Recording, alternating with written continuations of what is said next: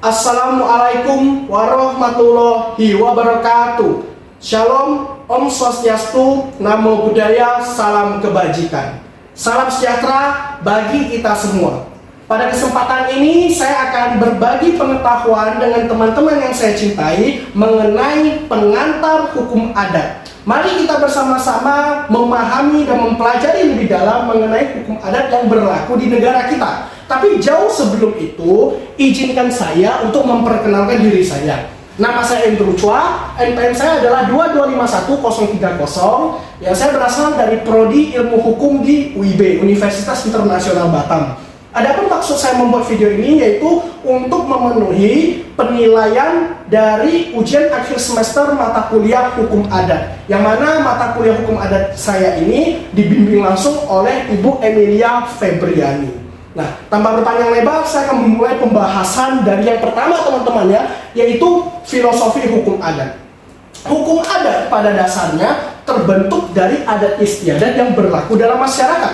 Apa itu adat istiadat? Adat istiadat itu adalah tingkah laku yang dilakukan secara terus-menerus dalam waktu yang panjang, dimensi waktu yang panjang dalam kehidupan masyarakat. Jadi bisa kita katakan adat istiadat ini adalah suatu tingkah laku yang dilakukan secara turun-temurun, terus-menerus dalam waktu yang sangat panjang sekali oleh masyarakat. Kemudian dari adat istiadat itu nanti akan muncul perintah, larangan, sanksi, ataupun keputusan penguasa dari masyarakat adat setempat. Sehingga seiring berjalannya waktu, ya, adat istiadat tadi itu dikodifikasi dan dijadikan sebagai hukum adat. Hukum adat inilah yang nanti akan menjadi pedoman bagi masyarakat dalam kehidupan sehari-hari, ya.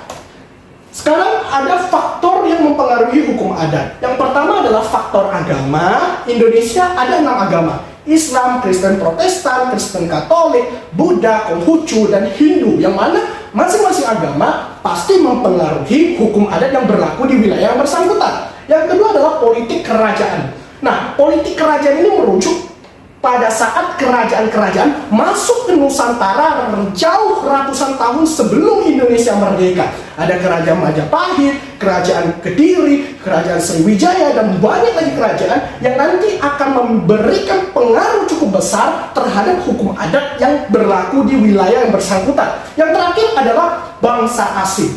Kita tahu Indonesia pernah dijajah oleh banyak negara. Salah satunya adalah negeri Belanda yang berasal dari kawasan Eropa. Lalu kita juga pernah didatangi oleh bangsa Cina. Kita pernah didatangi oleh bangsa Jepang yang saat itu dijajah negara kita ya. Kita pernah didatangi Inggris, didatangi Prancis, Inggris, Portugis dan sebagainya. Dan itu memberikan pengaruh pada hukum adat yang berlaku di masyarakat Nusantara. Sekarang teman-teman bisa saksikan di dalam sistem hukum nasional di negara kita, salah satu unsur yang terdapat di dalamnya adalah hukum adat. Dan hukum adat ini banyak dianut oleh negara-negara di kawasan Asia, yang mana Indonesia adalah salah satu negara yang masuk ke dalam kawasan Asia. Nah, inilah teman-teman dasar hukum dari hukum adat yang berlaku di Indonesia. Teman-teman bisa saksikan di dalam Undang-Undang 45 Pasal 18B ayat 2 dinyatakan secara tegas bahwasanya negara mengakui kesatuan-kesatuan masyarakat hukum adat asalkan masyarakat hukum adat itu masih sesuai dengan prinsip negara kesatuan Republik Indonesia dan undang-undang yang berlaku di Indonesia. Nah, ini teman-teman bahwasanya hukum adat adalah bagian dari kebudayaan negara kita. Mengapa saya katakan demikian? Teman-teman bisa lihat, hukum adat pertama kali muncul itu dari yang namanya cara pandang atau cara tingkah laku, cara hidup masyarakat yang ada di dalam suatu suku bangsa atau suatu golongan. Dari cara hidup mereka, cara pandang mereka nanti akan berubah menjadi kebiasaan karena dilakukan terus-menerus ya. Ketika sesuatu sudah menjadi kebiasaan, maka akan menjadi sebuah tata kelakuan, akan menjadi sebuah corak khas khas dari masyarakat yang bersangkutan. Yang mana dari corak khas itulah bisa kita katakan sebagai adat istiadat dari masyarakat yang bersangkutan. Misalnya di masyarakat Bali ada namanya kebiasaan atau dresta awik-awik. Nah, ini adalah bentuk adat istiadat dari masyarakat Bali yang nanti seiring berjalannya waktu mereka rasa sepertinya kebiasaan ini harus nih dikodifikasi, maka terbentuklah hukum adat. Hukum adat ini yang seperti tadi saya kasih contoh, yaitu awik-awik di Bali, itulah yang nanti akan menjadi pedoman bagi masyarakat adat Bali dalam kehidupan sehari-hari. Sehingga inilah yang menjadi kebudayaan negara kita tercipta yang beragam bentuknya. Nah, teman-teman bisa lihat di sini, adapun model persekutuan hukum adat. Yang pertama adalah genealogis. Genealogis adalah model persekutuan hukum adat yang dilihat dari kesamaan gen, keturunan, ya, gen. Yang kedua adalah model persekutuan hukum adat teritorial. Berarti ini adalah model persekutuan hukum adat yang dilihat dari kesamaan wilayah. Yang ketiga adalah model persekutuan hukum adat genealogis dan teritorial. Gabungan dari dua ini berarti dilihat dari kesamaan apa? Kesamaan gen atau keturunan dan kesamaan wilayah, ya, atau teritorial. Nah, ini teman-teman, sekarang teman-teman bisa saksikan adapun kedudukan anak di dalam hukum adat, yang mana itu nanti dibagi menjadi dua, yaitu jenis anak dan penguasaan anak. Pertama kita bahas dulu dari jenis anak. Jenis anak yang pertama ada namanya anak kandung atau anak sah.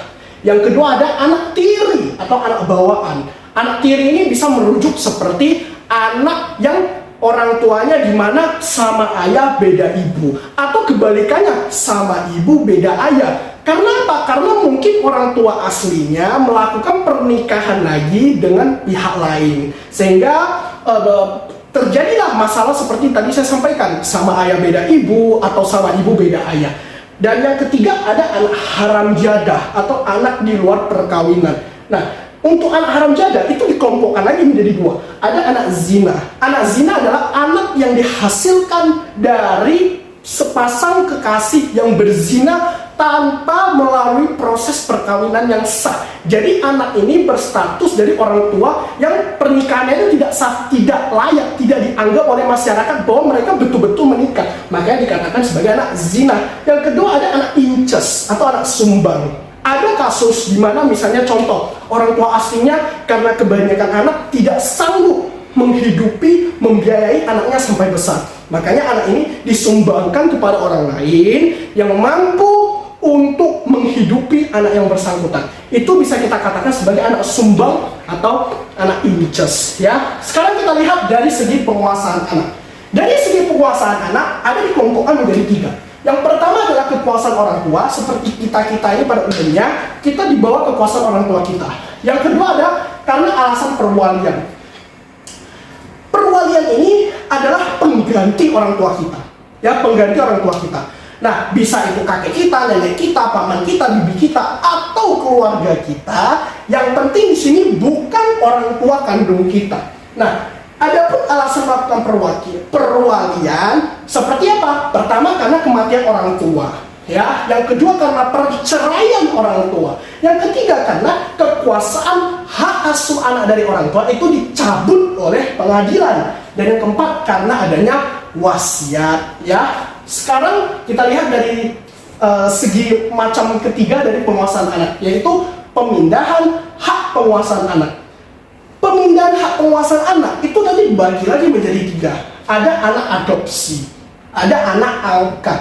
Sebenarnya anak adopsi sama anak angkat itu hampir sama. Cuma bedanya adalah untuk anak adopsi itu adalah istilah kata yang dikenal di dalam hukum nasional negara kita, Burgerlijk Wetboek, hukum perdata. Sedangkan kalau anak angkat itu adalah istilah anak yang diakui di dalam hukum adat. Nah, baik anak adopsi maupun anak angkat itu berbeda dengan anak piara atau anak asuh yang macam ketiga, ya.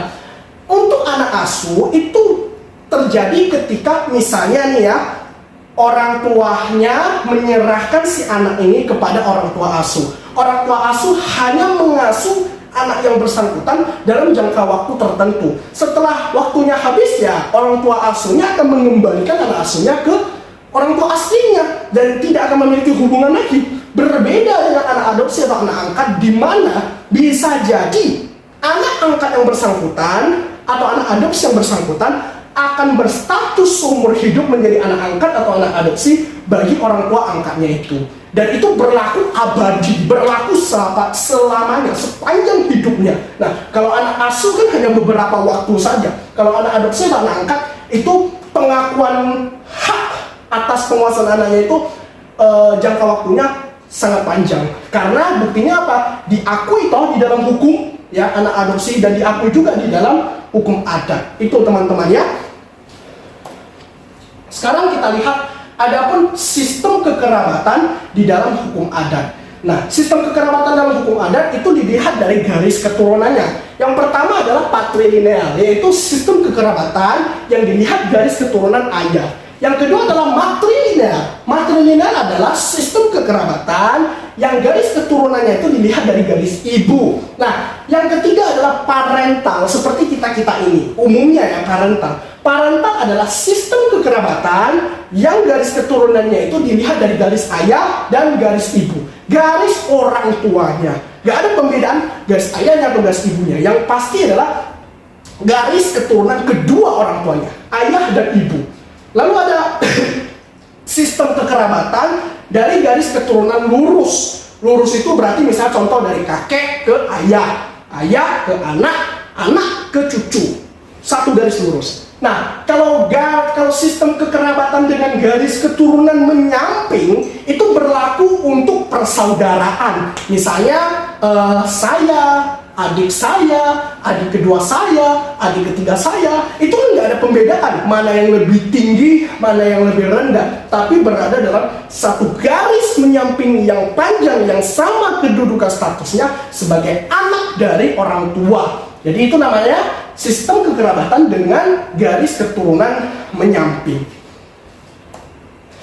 Nah, sekarang teman-teman bisa lihat ya, ada bentuk perkawinan ya. Di dalam hukum adat itu dikenal beberapa bentuk perkawinan.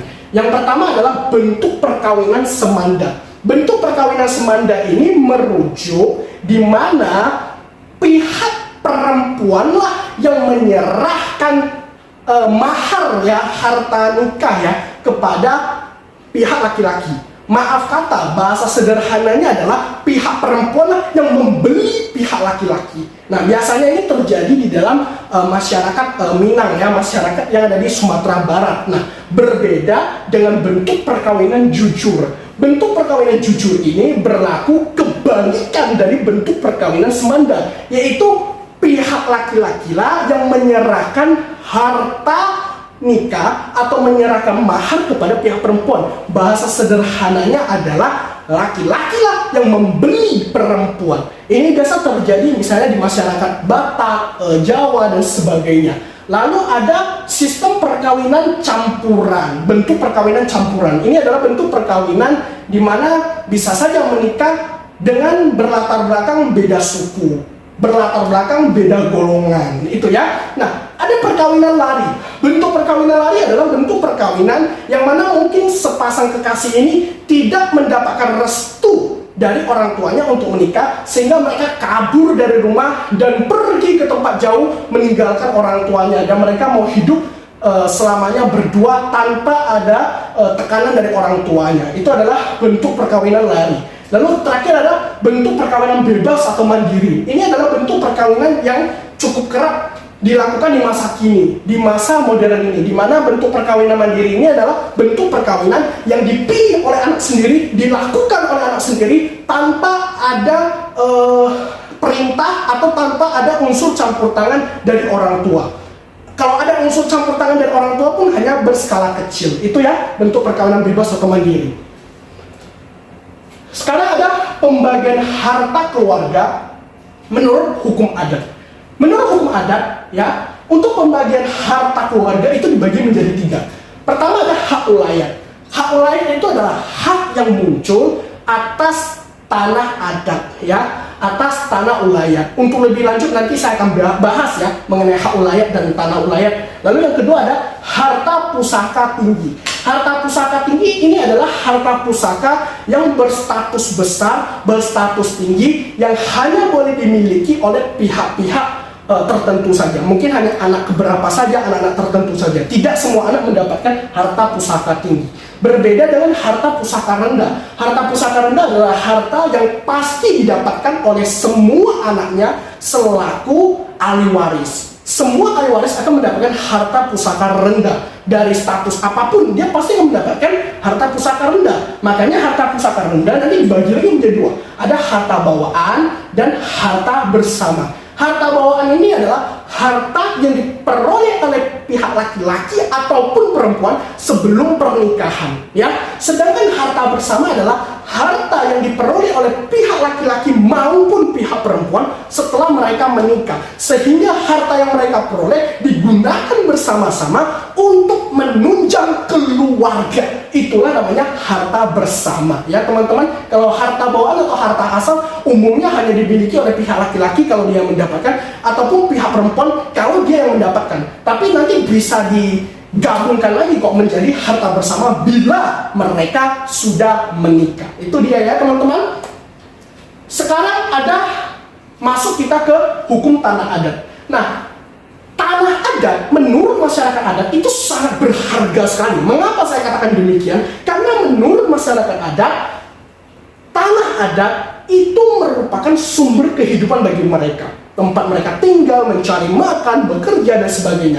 Lalu yang kedua adalah tanah adat merupakan pengikat persekutuan bagi masyarakat adat atau penyatu yang membuat masyarakat adat berkumpul bersatu di dalam satu himpunan. Nah, yang ketiga, tanah adat bagi masyarakat adat adalah aset produksi, di mana mereka bisa menggunakan tanah adat itu untuk memproduksi, untuk bekerja, untuk menghasilkan nilai produktif dan sebagainya, guna menunjang kehidupan mereka. Itulah mengapa masyarakat adat sangat menghormati tanah adat, karena bagi mereka tanah adat adalah satu-satunya harta bagi mereka dalam seumur hidup, ya teman-teman.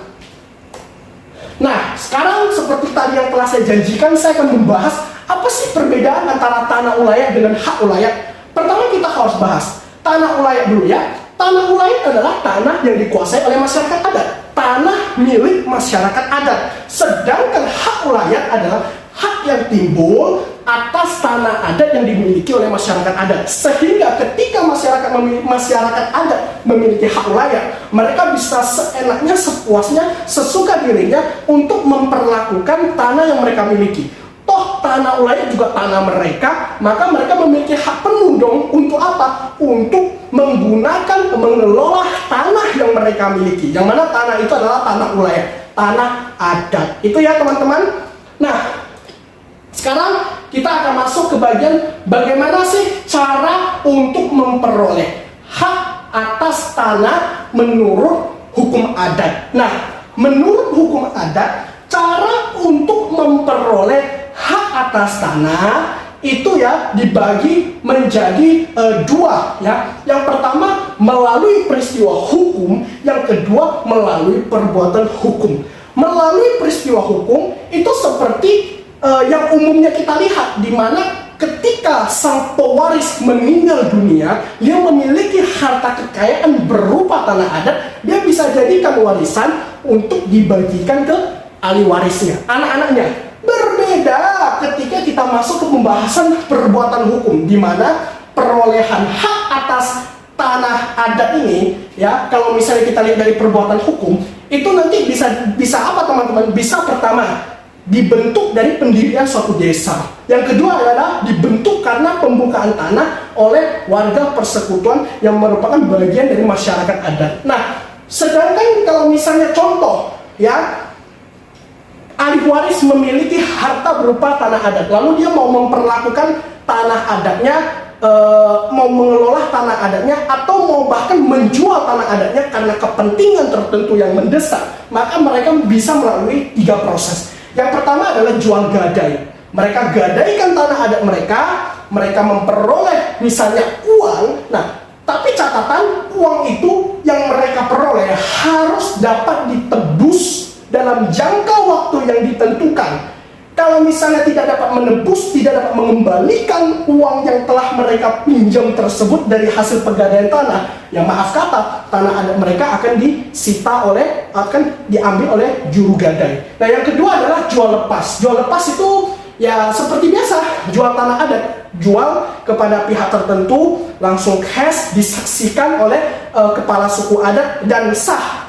Pembayaran transaksi tanah adat berlaku secara valid ya. Yang ketiga adalah jual tahunan. Jual tahunan ini adalah jual tanah adat dalam waktu-waktu tertentu. Misalnya mereka menjual tanah adat mereka, menjual tanah ulayat mereka, masyarakat adat ini ya, menjual tanah ulayat mereka hanya dalam waktu musim panen, supaya orang yang membeli tanah ulayat mereka waktu musim panen, orang yang beli itu bisa ya memanen hasil panen mereka dan menjual hasil panen mereka untuk keuntungan orang yang telah membeli tanah ulayat dari masyarakat adat ini. Dan ketika masa musim panen selesai ya, orang yang membeli tanah waktu musim panen ini harus mengembalikan ke masyarakat adat tadi. Karena apa?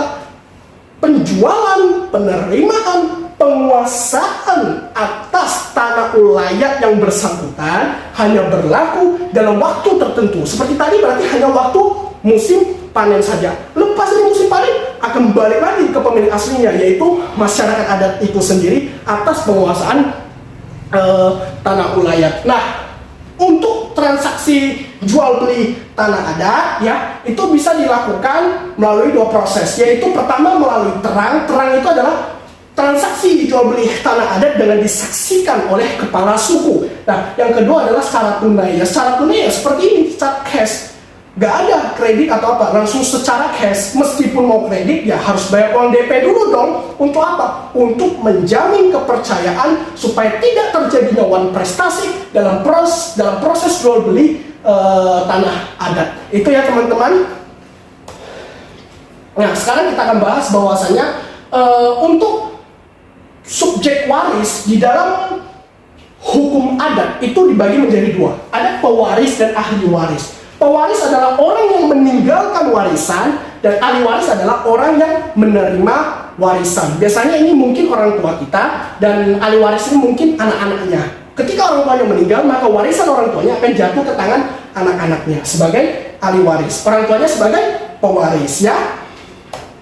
Nah, di dalam sistem hukum waris adat, pewarisan itu bisa dilakukan melalui 3 cara. Yang pertama adalah penjatuhan warisan hanya secara individual, yaitu hanya kepada ahli waris tertentu, per ahli waris biasanya, ahli waris tertentu secara individual. Nah, biasanya di sini bakal kelihatan nih, ada tumpang tindih, ada perbedaan porsi warisan yang didapatkan antara anak satu dengan anak dua. Nah, berbeda dengan penjatuhan warisan secara bersama atau kolektif, di mana orang tuanya ini akan membagikan warisan yang dimiliki kepada anak-anaknya secara adil. Semua anak akan memperoleh porsi yang sama. Nah, sedangkan kalau misalnya penjatuhan warisan menggunakan sistem mayorat, itu artinya hanya satu ahli waris yang menerima keseluruhan warisan yang didapatkan dari orang tuanya. Misalnya hanya anak pertama saja, atau hanya anak laki-laki, satu anak laki-laki itu saja yang mendapatkan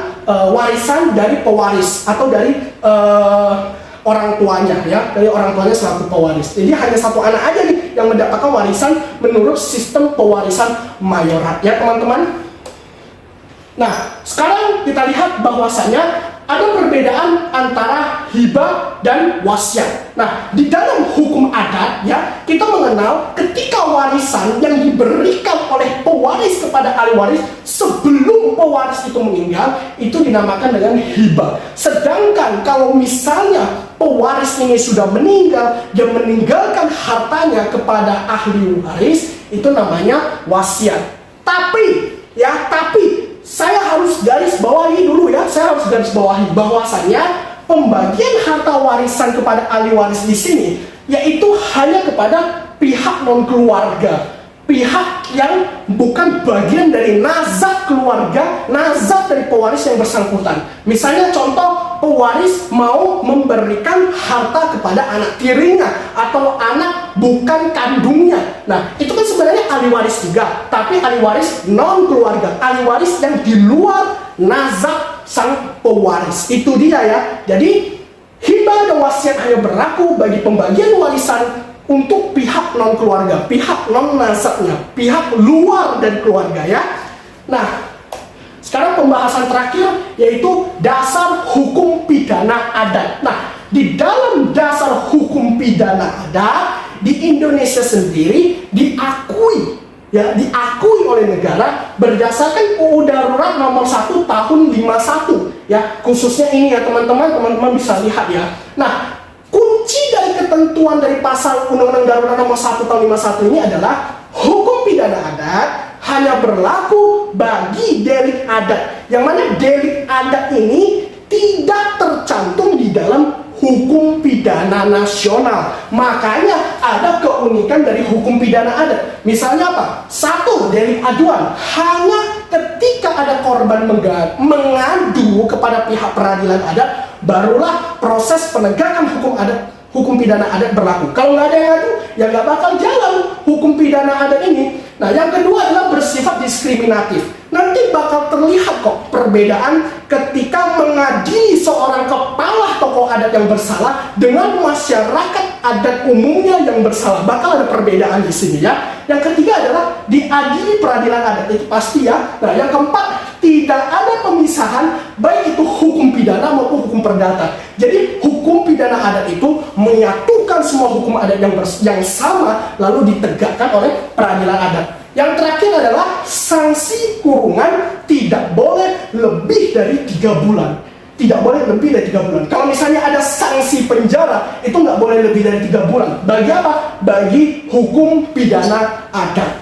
Nah, itulah tadi teman-teman sekalian yang dapat saya sharingkan kepada teman-teman mengenai pengenalan dasar hukum pidana adat. Setelah kita membahas panjang mengenai hukum pidana adat, saya ingin mengingatkan teman-teman bahwasanya di mana bumi dipijak, di situ langit dijunjung. Mari kita menghormati segala perbedaan yang ada di negara kita, karena semua perbedaan itu adalah kekayaan, kebudayaan bagi negeri kita tercinta untuk menjadi bangsa yang bermartabat dengan berlandaskan kebudayaan nasional. Wassalamualaikum warahmatullahi wabarakatuh. Om Santi Santi Santi Om. Semoga Tuhan memberkati. Namo Buddhaya, salam kebajikan. Terima kasih atas perhatiannya. Sukses selalu.